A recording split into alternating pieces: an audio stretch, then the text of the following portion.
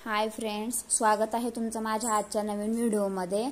तर आज मी तुम्हाला आषाढी एकादशी निमित्त काय केलं आणि आज मी आषाढी एकादशी निमित्त कुठे गेले ते दाखवणार आहे। तर सगळ्यात आधी माझ्याकडून तुम्हाला आषाढी एकादशीच्या खूप खूप शुभेच्छा। तर पहा मित्रांनो, तर आज माझी देवपूजा ही सकाळी लवकरच झाली होती आणि आज जरा मला घाई असल्यामुळे मी देवपूजेचे शूट काही दाखवलेलं नाहीये। तर पहा मी आता चहा वगैरे करून घेते आणि मग चहा वगैरे झाल्यानंतर मग माझी जी रोजची कामे असतात डेली रुटीन ते मी करणार आहे। आणि मग चहा झाल्यानंतर कसं असतं, चहा घेतल्याशिवाय बाकीचे घरचे दुसऱ्या कामांना काम करायला काही उमजत नाही। मग आधी चहा वगैरे घेऊन घेते, म्हटलं मग मी बाकीचे काम करू शकते।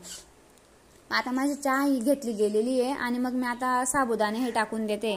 रात्री मला काही लक्षात नाही राहिलं साबुदाणे टाकण्यासाठी, म्हणून मी सकाळी साबुदाणे टाकते।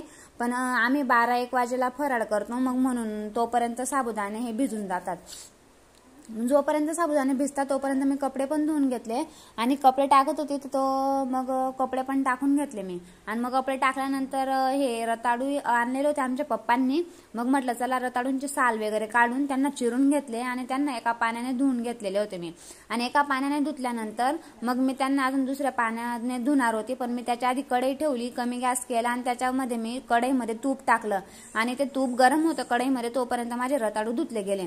आणि मग मी रताळू धुवून हे तुपामध्ये टाकून दिले आणि त्यांना 2 मिनिटं कलचवून घेतलं आणि त्याच्यावर ही ताट हा आपला झाकून दिलेला आहे। म्हणजे जोपर्यंत ताट झाकून दिलाय कमी गॅस करून 5-10 मिनिटं, म्हटलं तोपर्यंत साबुदाण्याचं मिरच्या बटाटे वगैरे मी चिरून घेते।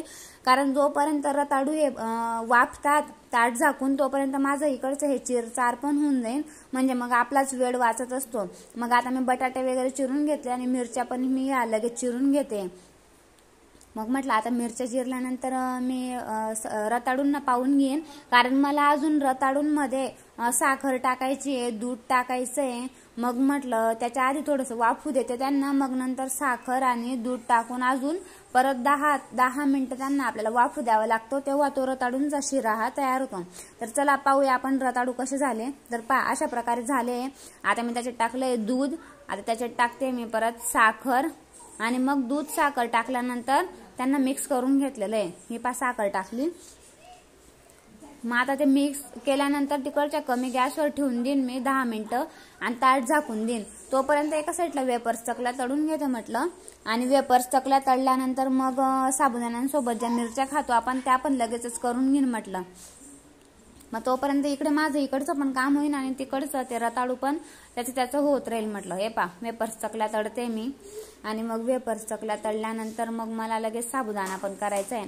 आणि आज आमचं पाणी पण आलं होतं, तर माझं पाणी वगैरे भरलं गेलेलं होतं, मग म्हणून मला काही टेन्शन नाही। मग पाणी भरलंय म्हटलं, म्हणजे बाहेरचं काम पण झाले, कपडे पण झालेलीच होती, नुसती फराळच बाकी होती। आणि आज मला जरा बाहेर जायचं होतं, म्हणून मला घरातली कामही फटाफट आवरायची होती। तर माझे रताळू पण झाले, वेपर चकल्या पण झाल्या आणि आता मी एका साईडला साबुदाणे करते।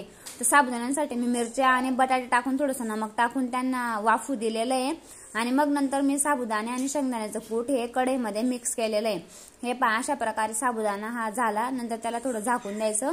मग झाकल्यानंतर किती पसारा झालेला होता गॅस ओट्यावर। मग मी सगळं साबुदाणे रताळू कढईमधून काढून एका पातेल्यांमध्ये काढून ठेवून दिलं आणि भांडे मागे जमा करून दिले, कारण जेवणाची भांडी आणि स्वयंपाकाची भांडी मी ही एकत्रच घासत असते। म्हटलं चला मग जोपर्यंत आता वेळ आहेच आपल्याकडे, अजून आमचे पप्पा काही आले नव्हते जेवायला आणि माझे मिस्टर पण आले नव्हते, तोपर्यंत मी किचन हा साफ करून घेते। आणि मग किचन साफ झाल्यानंतर म्हटलं मग आपलंच काम होऊन जातं, कारण मग असं पण बसून राहिल्यापेक्षा तोपर्यंत आपली कामं होत असतात। आता माझं किचन पण हा क्लीन झाला आणि जे साबुदाणे रताळू मी काढलेलं होतं ते वरती ठेवून दिलं आणि चला म्हटलं तेवढ्यात घराला झाडू मारून घेते मी।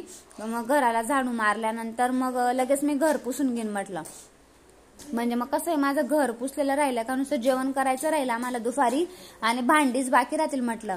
मग मी आता घर पुसून घेतलेलं आहे आणि घर पुसल्यानंतर भांडी वगैरे घासून मग आम्ही दुपारी जाणार होतो ननंदबाईकडे। ननंदबाई त्यांच्याच घराच्या समोर एक विठ्ठलाचं मंदिर आहे, सुंदर असं विठ्ठलाचं मंदिर आहे, तुम्हाला दिसेलच। आता आम्ही जातोय रिक्षेमध्ये। तर ही माझी बहीण आहे, या सपनाताई आहे, तुम्ही मागच्या व्हिडिओमध्ये पाहिलंच असेल त्यांना। तर आता मंदिरात आम्ही आलेलो आहे, ननंदबाईकडे गेलो ननंदबाईकडून आणि मग मंदिरात आलो दर्शनाला। तर पहा किती सुंदर अशी रांगोळी पण काढली होती आणि विठ्ठल आणि रुक्मिणीला किती सुंदर असं तयार केलेलं होतं. मस्त वाटलं मंदिरात जाऊन. आणि तिथं मंदिरात तेवढंच नव्हे तर गार्डन होतं, महादेवाची पिंड होती, महादेवाचं मंदिर पण आहे छोटंसं आणि लहान मुलांना खेळण्यासाठी गार्डन पण आहे. हे पहा ही महादेवाची पिंड आहे. ही रांगोळी काढली होती तिथल्या लोकांनी आणि गार्डन होतं. मग म्हटलं चला थोडे झोके वगैरे खेळून घेऊया, आपल्याला पण तेवढंच बाहेर फिरल्याने फ्रेश वाटलं. तर चला फ्रेंड्स, व्हिडिओ कसा वाटला नक्की कमेंट करून सांगा.